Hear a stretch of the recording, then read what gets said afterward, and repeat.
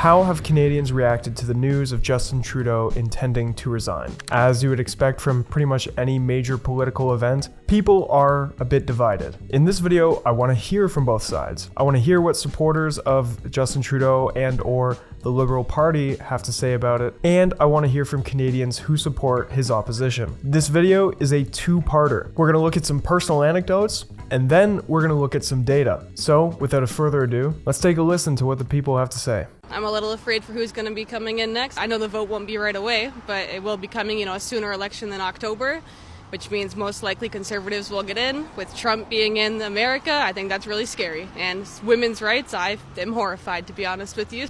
Everything is tough right now, so I think Trudeau hasn't proven to be a leader that has any foresight.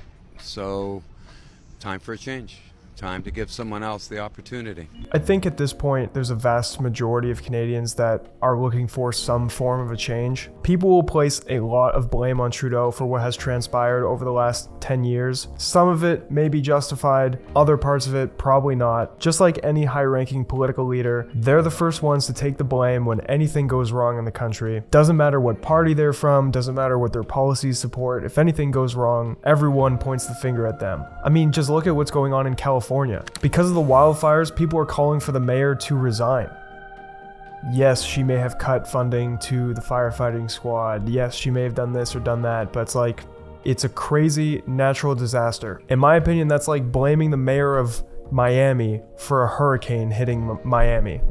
I know that there's some validity to some of the claims against the mayor in terms of how they manage the situation, but this is how politics work. If you're the person in power, you're the first one people point fingers at, whether it's justified or not. In regard to that first girl who mentioned things about women's rights and fears around what could happen if there was both a conservative leader in Canada and in the United States, I think that fear is justified to some extent. I'm not saying that anything will happen if the Conservative Party wins the federal election. That's just how that person feels, and I think those feelings are valid. I think he's been a great prime minister. I think over the years he's done a great job.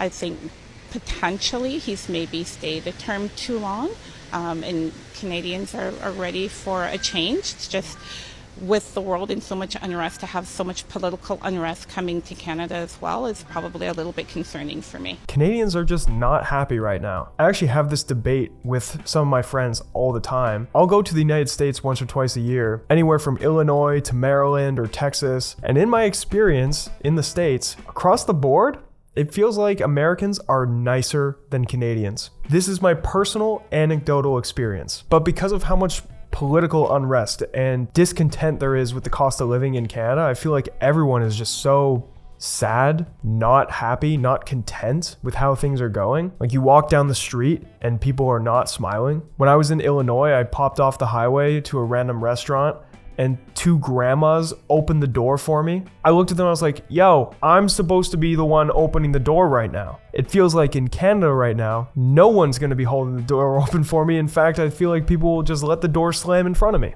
That's just my personal opinion, but I would love to hear from you. If you've spent enough time in both countries to have that kind of opinion, I want to know what you have to say. Do you think right now, like in the present, are Canadians or Americans happier, generally speaking? I'd love to know. I think he served the country really well for the amount of time he spent here in that position. I really feel that he went through a lot of difficult times, right, with COVID and the Indigenous perspective. And I think he listened to the people, and he's listening to them now. It is true. Justin Trudeau was faced with a once-in-a-lifetime event to deal with. It was a challenge. He didn't get it perfect. No government across the world got it perfect. It was our first time, all right? Whoever gets something right on the first time. The one thing I want to point out, though, is that I don't think he was listening to the people when he decided to resign. It's obvious that he made that decision for partisan reasons, not for bipartisan reasons. He's not doing it for the greater good of the country and the Canadian people. He's doing it so he can give his party a fair shot in the next election, whenever that is. I feel people are not happy, generally unhappy, but they want to see some results, have something to look for in terms of the party, where it's heading to. We've been through so much as a country since he's been prime minister, and it's just It's just sad to see the effect upon this country. Like, we really need a new prime minister, a better one, to be in office. It's been a mess, and we need to get this country cleaned up. For some people, a change means maybe a new liberal prime minister. For others, that means that they want a new conservative prime minister. But I think most Canadians can all agree that the direction the country is heading is not great, and we're at a point where we feel like any kind of change is a good change. I'm sharing with you today. I intend to resign as party leader, as prime minister.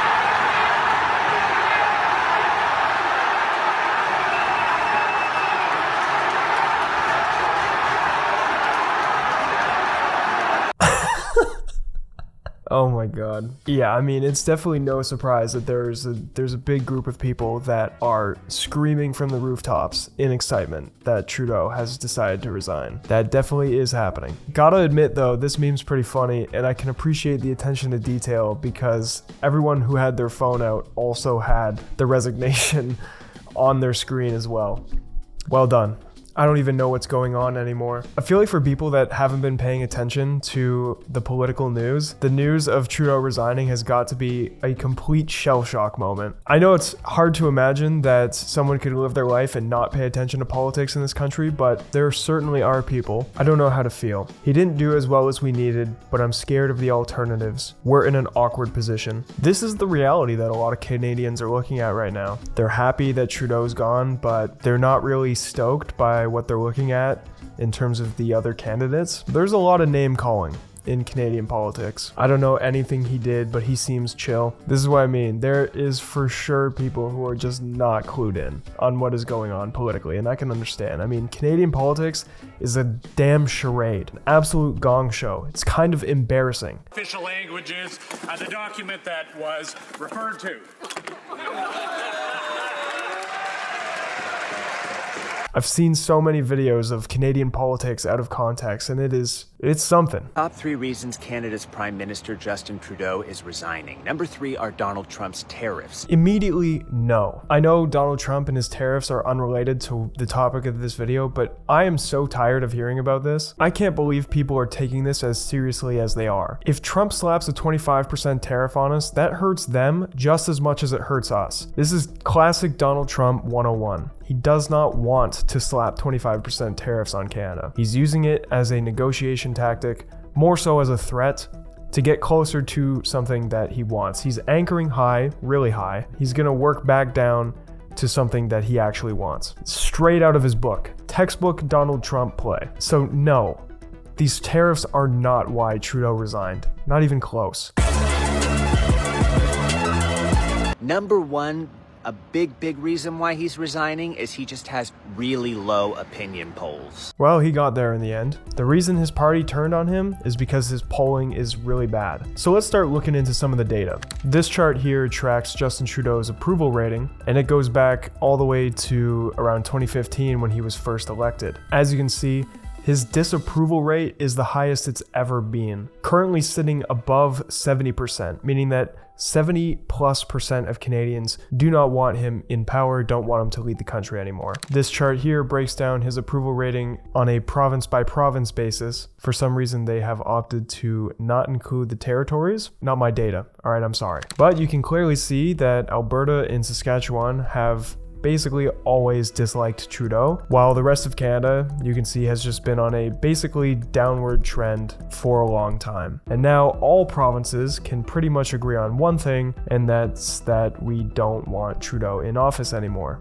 The funny thing in this data is that Canadians are now indicating that they feel more optimistic about the future of the country since Trudeau's resignation. Okay, so this is the juicy part, and this is more or less what the subject of this video is really about. This survey also examined the emotional response of Canadians after they've heard about Justin Trudeau's intended resignation. As a lot of you would probably expect, the top emotional reactions are in the realm of relief, optimism, happiness, and delight, but there is also a fair amount of negative emotions associated with Justin Trudeau's resignation. Many Canadians are left feeling worried, skeptical, sad, disappointed, even angry. Now, it's no surprise as to who those emotions are tied to. Obviously, the more positive emotions are tied to those who are in support of Trudeau's opposition, that being the Conservative Party and the NDP. And those who are disappointed, skeptical, worried, those emotions are tied to Liberal supporters. So, that's the video. What do you think about Justin Trudeau resigning? Are you pleased by the news or are you disappointed? I'd love to hear about your thoughts in the comments, but I urge everybody to please be respectful. I can guarantee you this, there is a 0% chance you're going to be able to change somebody's mind. If you enjoyed this video, a subscription to the channel would be greatly appreciated. And if you want to watch a video about why grocery prices are never going to come down in Canada, click this video here.